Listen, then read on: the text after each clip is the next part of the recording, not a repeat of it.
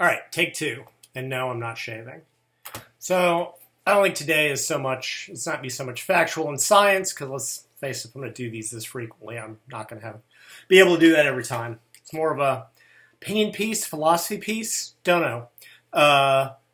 As those of you who read my incredibly well done uh, title card, this one's called Sweep Dojo. Now, anyone that has any sort of knowledge of martial arts knows that that's sort of an old phrase.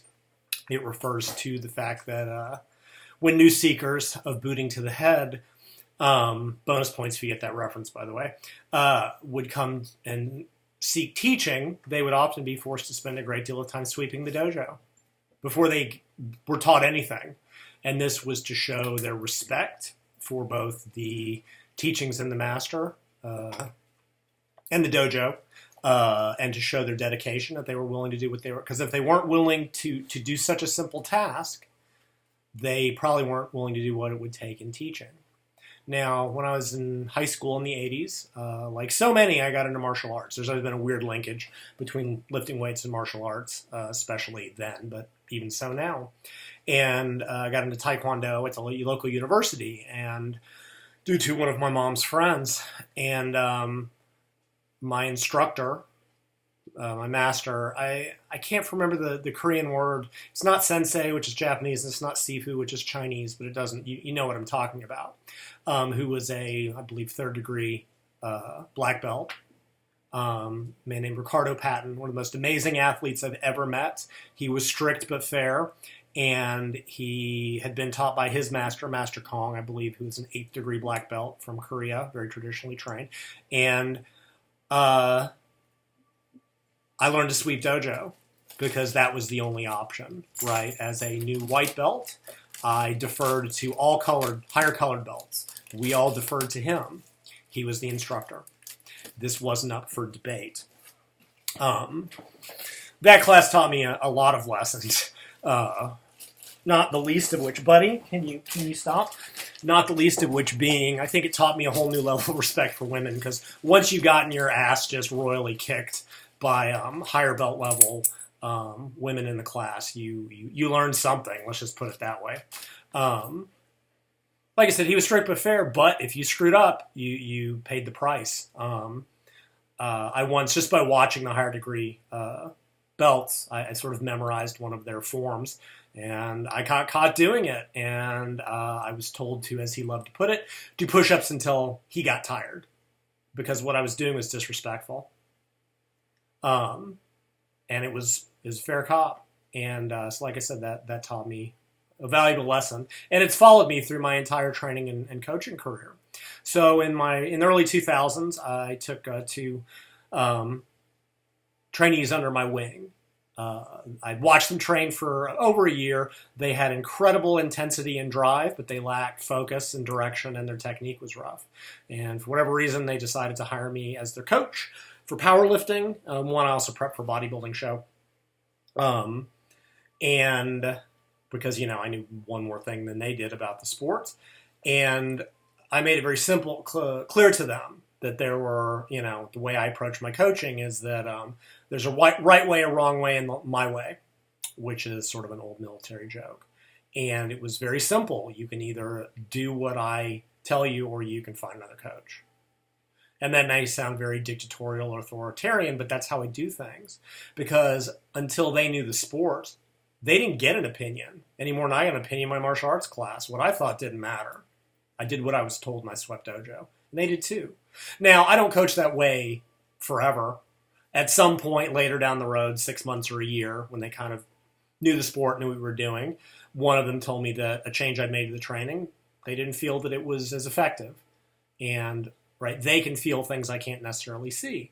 And I listened, I considered it, and I made the change. Because at that point, they got an opinion. But for the first period of time, they swept dojo. Later in my own athletic career, 2005, I moved to Salt Lake City to pursue ice speed skating for some dumbass reason of my own. You can read about that in my No Regret series on the website. And at that point, I'd been coaching for over a decade. I'd been training for a decade and a half. And I met my coach, who had 27 years of experience as both an athlete and as a coach in the sport. He had put people to Olympic trials, which was my goal, Olympic team, which is my dream. And even though he acknowledged that I knew more about the weight room than he did, right? Because that was where a lot of what I did was. Didn't matter, right? He was a speed skating coach. He typically worked with older adult athletes. What he did in the weight room was very simple, but it worked. He just needed to get them strong. He didn't teach squats or RDLs or any of that stuff because he didn't have the time to do it right, and he couldn't supervise it, and people were going to get hurt, and it wasn't worth it. It takes too long to teach well when you can just one-legged leg press them to death. Now, when I met him, we went to dinner at Panda Express, by the way. Awesome. Love their orange chicken. And I basically interviewed him. I wanted to make sure that we were on the same page philosophically, right? Not that I knew more than he did in terms of I believe in technique is paramount. I believe in quality over volume. I believe in specificity over dicking around with non-specific stuff. And we were completely on the same page. He coached very much like Charlie Francis. So I hired him. Now, I thought I knew some stuff about training. And there were things that he gave us that I didn't necessarily agree with. But that didn't matter. He was a master coach. Even though I'd been inline skating for years and training for years, didn't matter. He was the master. And I shut up and swept dojo for at least the first 2.5 years, right? I picked his brain constantly. I wanted to learn the sport, this goofy-ass, technically impossible, physiologically bizarre sport, because he had 27 years of experience. And about year 3 or so, there were things about my training, mainly in the weight room and somewhat on the bike, but certainly not, a little bit in skating, things that I felt would maybe be better for me based on my observations over those 3 years. And he took them under advisement, and sometimes he said yes, and sometimes he said no. And when he said no, that was it. I didn't argue with him. I shut up and swept dojo. When he said yes, I would go off and try them. If he felt that it was causing me more harm than good, he would tell me that's off the table, and I would shut up and sweep dojo. That's how I approached it. Who am I to think I know more than a man with 27 years of experience? And why would I hire him, as importantly, if I weren't going to listen to him? Fast forward to now, about 2.5 years later, I took another powerlifter under my wing. I'm sure most of you know who that is. They had been training for probably 2 decades and decided to get into powerlifting. And their technique needed work. They had actually a very sort of macho, more of a traditionally male approach, which is very hard-headed, must go heavy, technique doesn't matter, or let technique slide, and that's not how I coach. And when they started working with me, it was very simple. If they didn't like it, they did what I said, because they didn't know the sport, and presumably I did. So they had to sweep dojo. And that went on for, I don't know, the first year or so. And we went to a meet and something went wrong during squats. And I'd kind of seen it, but they'd felt it. We'd made some changes to the training, and they told me that they felt that some of our training wasn't preparing them for that. And I thought about it. Because again, at that point, the athlete can feel things I can't necessarily see. Thought about it. We made the change. It worked, right? At that point, they got an opinion. But they had to earn it, right? They had to earn it by sweeping the dojo for a year. Just like I had to earn it in speed skating by sweeping dojo for 2.5 to 3 years, because it's a much harder sport.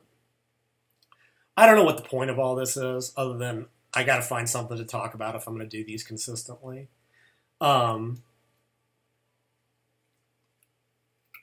I said, I eventually will take the athlete's opinion under advisement. Not everybody does that. I think if you look at Eastern European coaches, it's much more dictatorial, right? Because it's the nature of those countries. Even at the highest level, you do what the coach says, and you don't really get an opinion. Every now and again, you hear an exception. There was a Bulgarian Olympic lifter or super heavyweight that didn't feel like Abadjeyev's training was doing them the most good, and they came to a compromise about it, and the athlete took over some of their own training, but that's the exception. Basically, you do what you're told, no matter how good you get, because your coach is your coach. That tends to not work as well in America, because we're a bunch of independent, problematic assholes, but that's how I coach, at least initially. I guess another component of this, of Sweep Dojo, is, on top of everything else, is it shows respect for the training environment. It shows respect for the instructor, right? As much as anything else, the boot-to-the-head seekers We're keeping the dojo clean on top of showing, like I said, their respect and everything else. But I feel the same way about the gym, right? Don't disrespect the gym environment.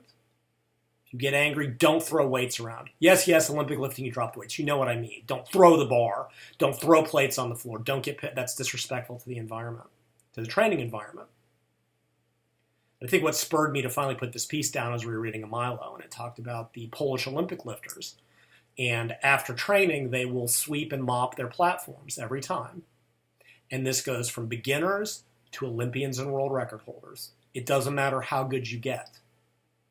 You respect the environment, you respect your coach, you respect your sport, and you sweep dojo.